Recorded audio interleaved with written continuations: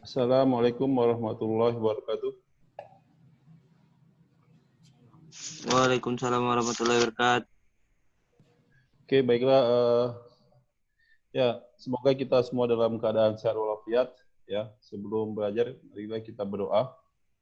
Ya, berdoa mulai. Oke, berdoa selesai. Nah, kali ini kita akan membahas materi tentang gejala kapilaritas dan juga tentang viskositas ya dan kecepatan terminal.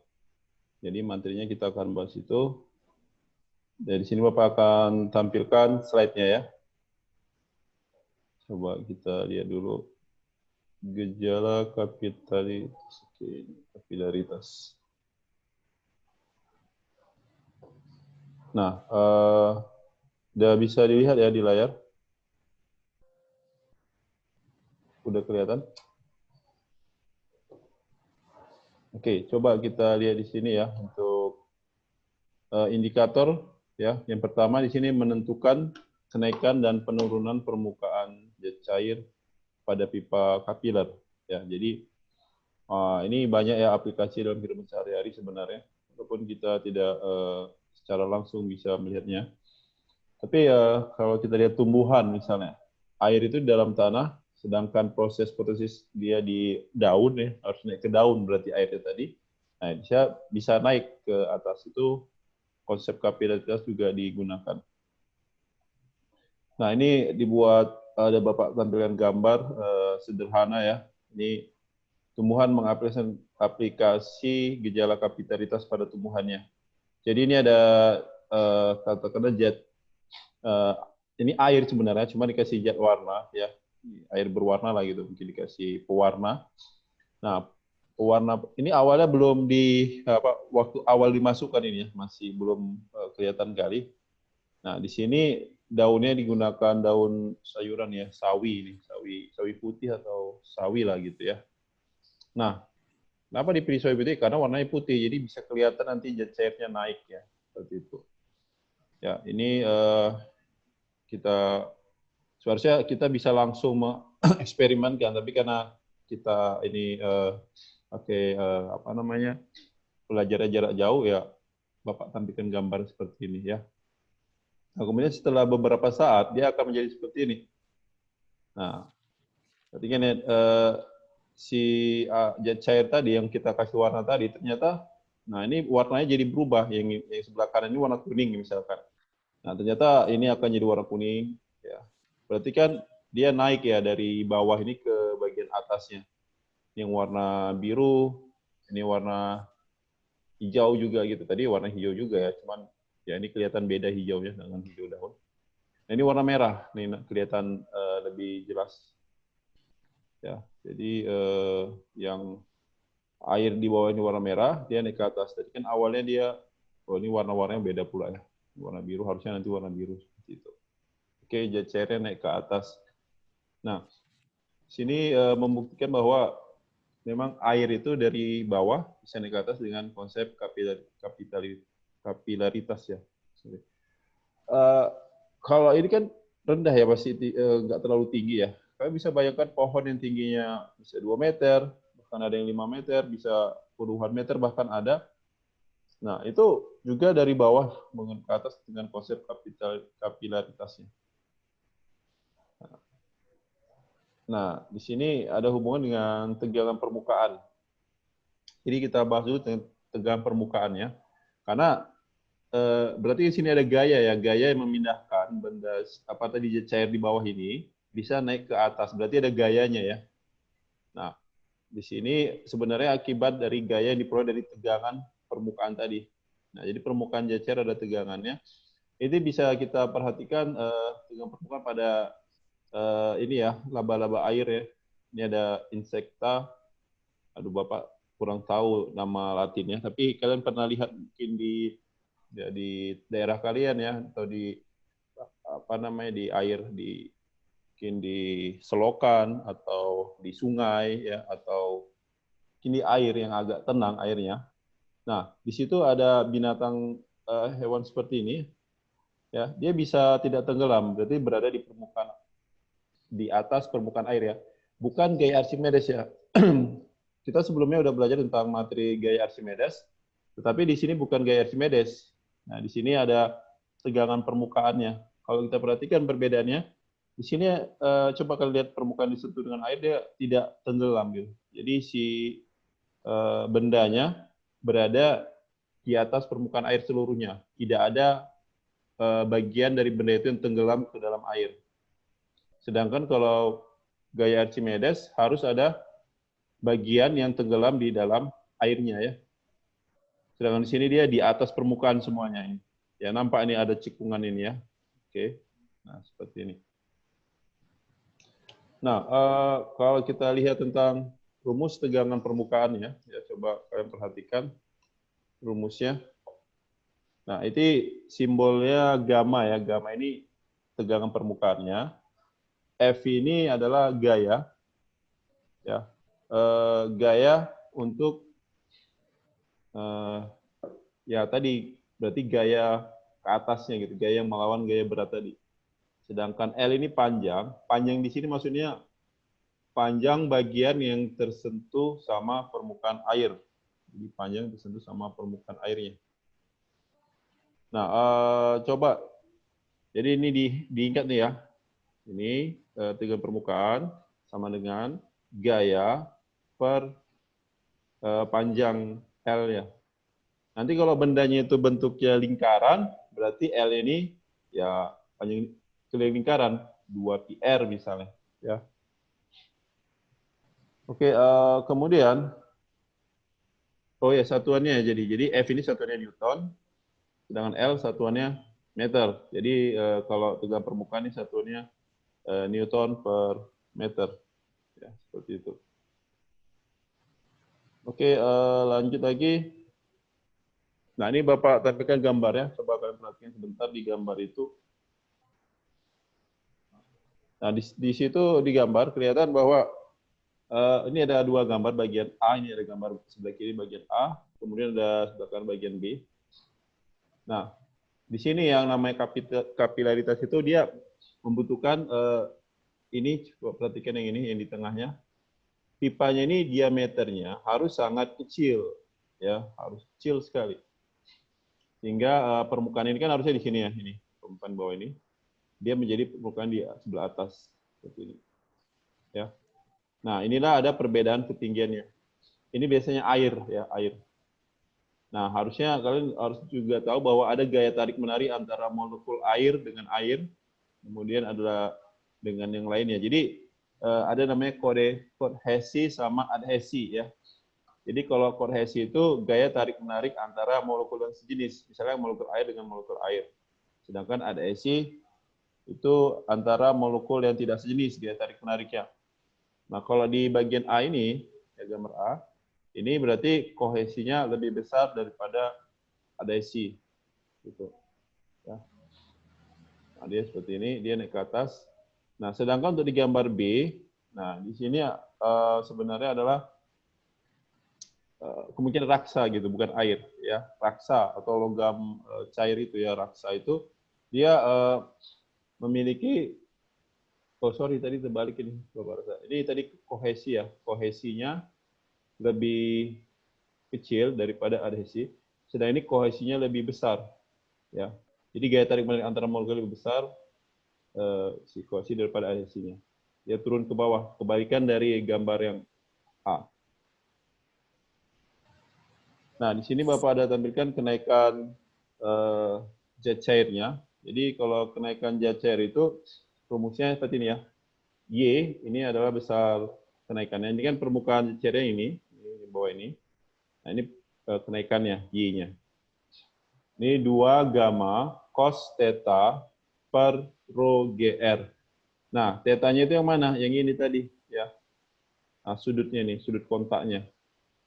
Sebenarnya di sini juga ada nanti di sini sudut kontak. Cuman kan sangat kecil ini ya. Di sini sudut kontaknya sama ini. Itu theta-nya. Ya, sudut yang dibentuk antara ini tadi kemiringan. Jadi kan ada cembungan ini, perhatikan ya, cembungan ini. Nah, dia ke sana. Ini theta-nya sudutnya.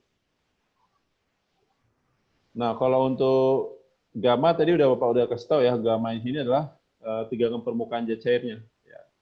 Ini berbeda-beda untuk jenis airnya. Misalnya ada cairan air mungkin nggak sama dengan jenis minyak ya atau yang lainnya.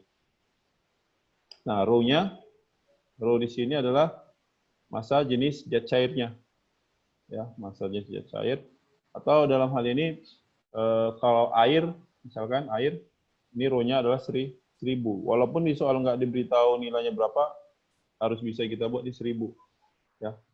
Itu kalau di soal dikasih tahu 1020 misalnya, ya kita buat.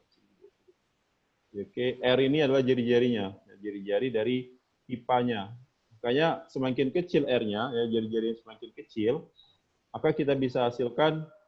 Ih, heboh kali kau. Nah, gimana? Jari-jari semakin kecil. Apa nih suara? Sampai bawah ya, Mas apanya ya? Fahmi, apa nih? Pak Jaman, suaranya. Suara Pak Jaman masuk ke sini. Suaranya. Jadi unmute-kan ya Pak Jaman ya. Oke, lanjut lagi ya. Tadi ini diingat nih rumusnya. 2 gamma cos theta per rho GR. Ya. Ini ada contoh soal ya Bapak tampilkan di situ. Coba kalian lihat dulu contoh soalnya. Nah, kalian perhatikan. Jadi ini tinggal masuk ke rumus saja. Tapi perlu kalian ingat satuannya ya di sini. Di sini satuannya belum sama, itu harus samakan dulu. Contohnya di 0,07 cm. Ini rubah dulu ke dalam satuan meter misalnya biar sama semuanya. Jadi coba kita soalnya berapakah kenaikan air ya dalam sebuah pipa kapiler berdiameter 0,07 cm jika tegangan permukaan ini 0, berarti gamanya ya 0,023 Newton per meter dan massa jenis air 1 gram per cm kubik di mana sudut kontaknya 0 derajat. Sini buatnya 0 derajat. Nah, ya jadi ini dirubah dulu. Jadi 0,07 rubah ke meter ya. Ini juga ya. Jadi G-nya di sini kalau di soal nggak dikasih tahu kan bisa pakai 10 juga sebenarnya, tapi di soal ini digunakannya 9,8.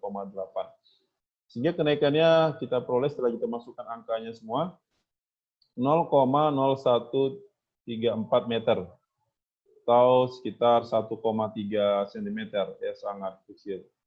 Ya, karena pipa diameternya ini termasuk besar. Jadi kalau di tumbuhan ada namanya pipa kapirnya itu kalau nggak salah namanya xylem atau phloem ya, itu kalau kalian belajar biologi ya, xylem phloem itu dia ini sangat kecil ya, jadi sangat halus pipanya atau pembuluhnya itu ya, dia bisa naik lebih tinggi.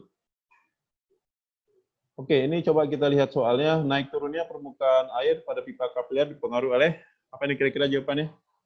Massa jenis betul ya. G-nya juga percepatan gravitasi. Tegangan permukaan betul juga. Kecembungan permukaan berarti ini sudutnya nanti theta. Berarti semuanya betul. Jawabannya E ya.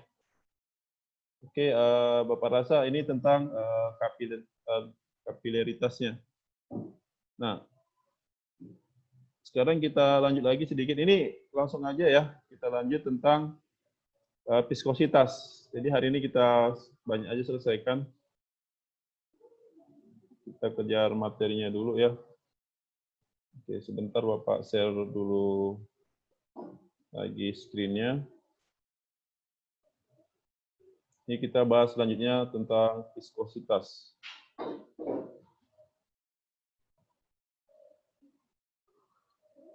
Oke, udah kelihatan ya di situ. Nah, viskositas atau bahasa kekentalan ya. Jadi indikator yang diharapkan kan nanti harus bisa merumuskan dan menerapkan konsep viskositas, menghitung kecepatan terminal suatu benda yang jatuh ke dalam fluida, ya, ada kecepatan terminal. Nah, ini di gambar ini coba kalian perhatikan oli atau minyak pelumas ya. Ini sangat diperlukan ya dalam kehidupan sehari-hari itu untuk sebagai agar mesin tidak terlalu besar gesekannya. Karena kalau tidak ada pelumas ini gesekannya jadi besar sehingga menghasilkan panas, maka diberikan oli ya. Sini oli ini ada tingkat kekentalannya. Nah, itu yang disebut dengan viskositasnya tadi. Ya. Jadi dia akan lebih lambat untuk ada kalau air kan lebih cepat ya, lebih encer ya. Nah, oli ini dia viskositasnya lebih tinggi. Makanya tidak digunakan air untuk pelumas ya. Gunakan oli karena butuh viskositas tinggi. Nah, ini pengertiannya Bapak tampilkan sini ya. Viskositas itu adalah sebuah ukuran ya untuk melawan atau penolakan ya sebuah fluid terhadap perubahan bentuk di bawah tekanan. Nah, ini biasanya disebut sebagai kekentalan tadi ya.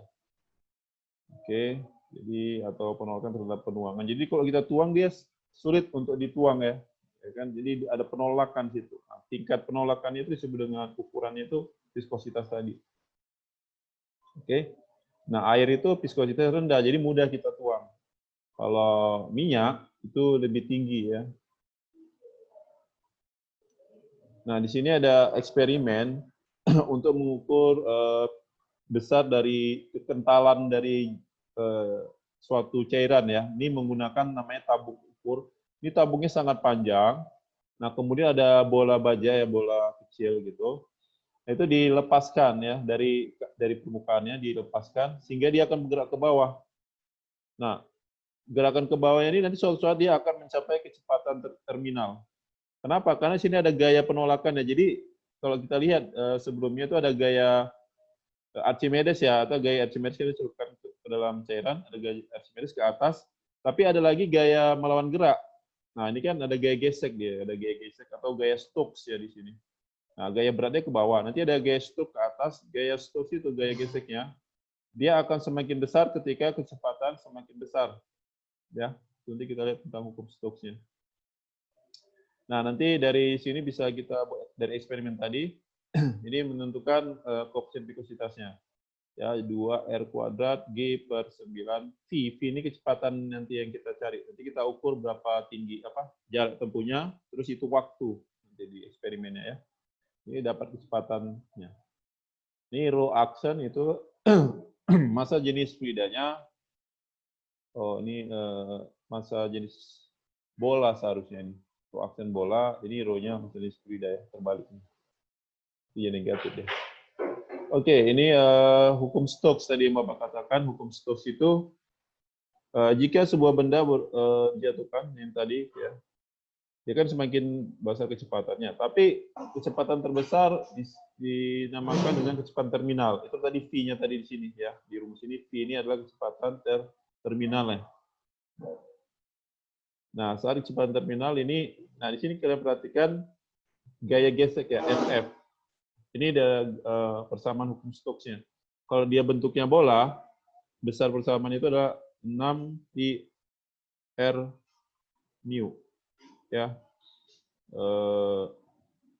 Di sini harusnya dikali lagi sama kecepatan, ada P-nya di sini.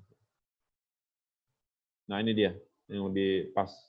6 pi mu R P. Jadi coba kita lihat ini sebuah kelereng dengan jari-jari 0,5 cm jatuh ke dalam bak berisi oli yang memiliki ini koefisien viskositasnya. Ini 110 kali 10 pangkat minus 3 nih harusnya 300 ya, 10 minus 3. Besar gaya gesekan di dalam kelereng dengan kelajuan 5 meter per second. Tinggal masukkan angka aja, 6 pi mu RV. Jadi setelah dimasukkan angkanya dapatnya 1,65 pi kali 10 pangkat minus 2 Newton. Ini saat dia 5. Kalau ini V-nya makin besar, maka dapat gaya juga akan semakin besar. Berbanding lurus dengan kecepatannya, gaya geseknya. Makanya kalau kita lihat mobil balap ya, atau katakanlah untuk turnamen balap itu pasti semuanya runcing-runcing kalian perhatikan ya. Dari seperti F1, itu dia dibuat sedemikian rupa sehingga koefisien nanti dia akan semakin kecil untuk gaya geseknya. Jadi bergantung sama bentuknya juga. Oke, ini hukum Stokesnya tadi diperbaiki ya, harusnya yang benar yang ini. Stokesnya 6 pi mu, ini viskositas, R kali V. Ya. Oke, itu untuk penjelasannya. Nah, lalu bagaimana dengan kecepatan terminalnya tadi itu, ini tadi ya rumusnya. Nah, ini kita dapat dari mana? Ini dari hukum Stokes ya. Jadi kalau kita di sini ada gaya, berat, dia kecepatan ke bawah, sebenarnya ada gaya gesek yang melawannya gitu. Nah, mungkin lebih jelas ini Bapak buat penjabarannya lah ya. Sebentar ya. Kita pakai yang screen yang lain.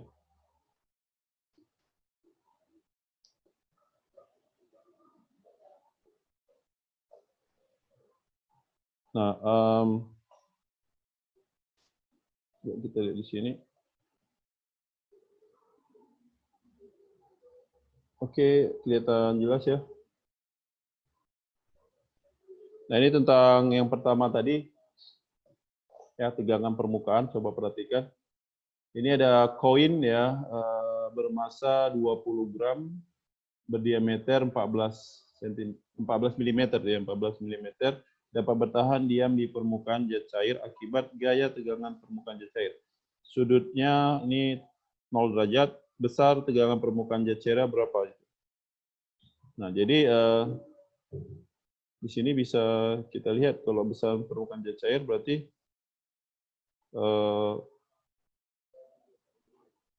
jadi ilustrasikan dulu ya, ilustrasikan. Ini kita lihat grafisnya tadi. Nah, nanti koinnya seperti ini dia. Ini ada koin di sini. Jadi koinnya tidak tenggelam ya, di atas permukaan dia. Nah, seperti itu. Nah, jadi di sini ada gaya. Nah, inilah gaya tegangan permukaan tadi. Nah, ini ada gaya berat ke bawah. Nah, kalau kita lihat ya dari atas, nah ini kan yang bersentuhannya, L-nya kan. Jadi L-nya ini yang bersentuhan dengan si cairannya L-nya itu adalah keliling lingkaran atau 2pi R-nya. Begitu. Ya, jadi kalau tadi kita buat ini taunya sama dengan tadi F per L ya. Nah, F per L gitu. Nah, jadi ini kan dia diam. Berarti kalau diam, F yang ke atas itu sama dengan W yang ke bawah ya. Karena kan hukum Newton itu sigma F ini sama dengan 0. Jadi kalau kita lihat di sini ada F gaya tegangannya dikurang sama W, ini sama dengan 0. Jadi dapatnya W-nya sama dengan F ya. F-nya sama W itu M kali G. Nah, jadi ini kita ganti jadi M kali G per L gitu. L-nya juga bisa kita ganti jadi 2πr. Nah, seperti ini ya. Nah, jadi masanya di soal katanya kan 20 gram. Itu kita rubah jadi kilogram. Jadi 20 kali 10 pangkat min 3 dikali G-nya 10 per 2 kali 22 per 7 dikali R-nya berapa tadi? Kan diameternya 14. Ya, ini diameter 14 berarti ini 7 kali 10 pangkat min 3 karena rubah ke meter. Ini bisa kita coret 10 min 3 atas sama bawah. Ini 7 bawah ini sama yang atas juga habis. Sehingga ini kalau kita lihat 2 juga coret jadi 1, 100. Ini jadi 100 dibagi. Nah, tinggal 22 ini bagian bawah ya. Sederhanakan bisa 50 per 11. Jadi Newton per meter. Ini besar tegangan per permukaannya. Jadi kalau diminta besar tegangan permukaan ya gunakan seperti ini. Oke, lalu berikutnya, kalau tadi kita cerita tentang kecepatan terminal tadi, hukum Stokes-nya, coba perhatikan di sini. Oke, jet cairnya ya di bagian atas.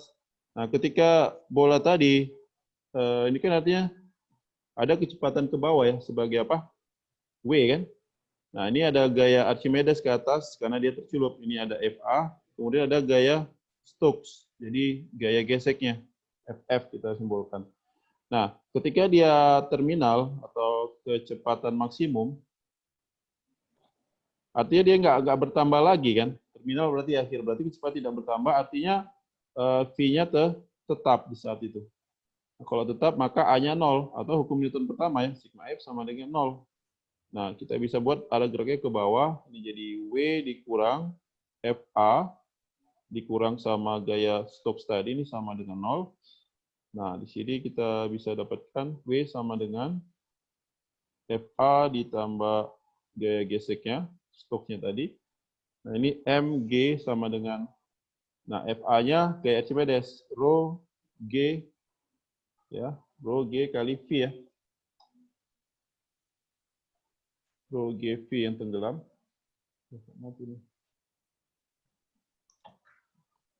Nah, oke, coba ya. Jadi ada rho G kali V aksen ditambah dengan, nah Stokesnya tadi 6, apa tadi? V mu R kali V. Nah, seperti ini deh. Oke, nah, nanti setelah itu ya kita ganti masanya ini, kita gantikan dengan apa? Rho apa besinya tadi ya, ini bajanya kali V kan, karena kita tahu rho itu massa per V, jadi massa rho kali V-nya tadi. Ini rho kali V, V kali G, ini rho biasanya kali G, ini V juga karena tercelup semua ya. Ini kita buat 6 V mu R V. Ini untuk mencari V-nya tadi. Ini kita bisa pindahkan ke sebelah kiri jadi rho aksen dikurang rho. Ini GV kan. Ini V volume ya. Ini jadi 6 V mu R V. Oke, ini bisa kita rubah lagi. Aksen, ini rho. Nah, kalau volume bola apa itu? 4/3 VR pangkat 3 ya. Itu volume bolanya.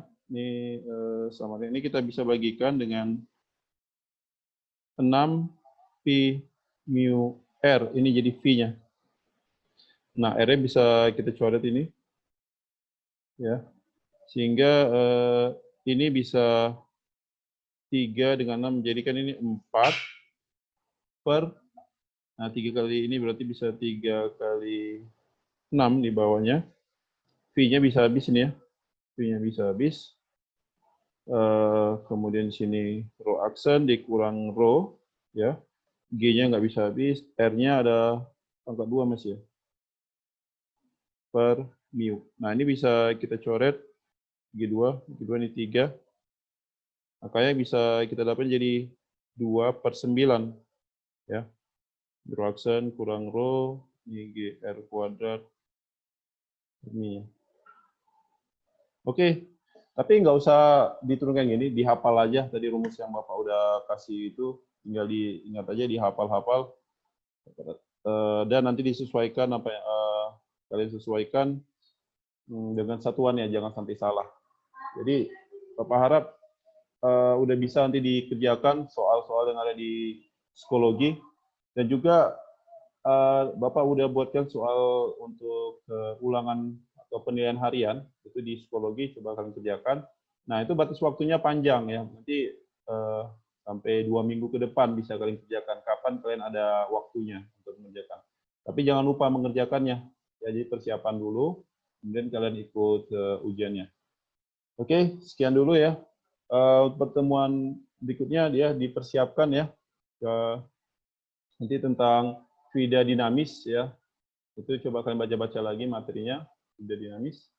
Jadi kita pertemuan besok akan kita bahas tentang fluida dinamis. Baiklah, sekian dulu. Assalamualaikum warahmatullahi wabarakatuh. Waalaikumsalam warahmatullahi wabarakatuh. Waalaikumsalam warahmatullahi wabarakatuh.